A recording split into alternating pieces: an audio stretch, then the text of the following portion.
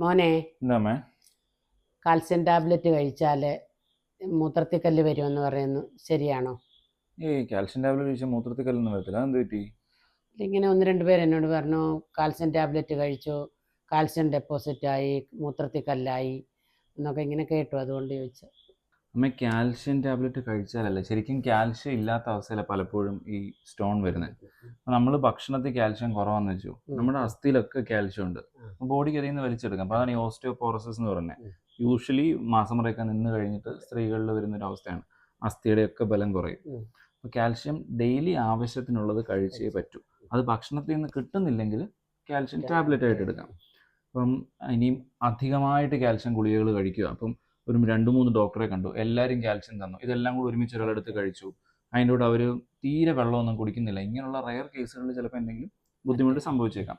Otherwise calcium tablet കഴിക്കുന്നുണ്ട് യാതൊരു പ്രശ്നവുമില്ല.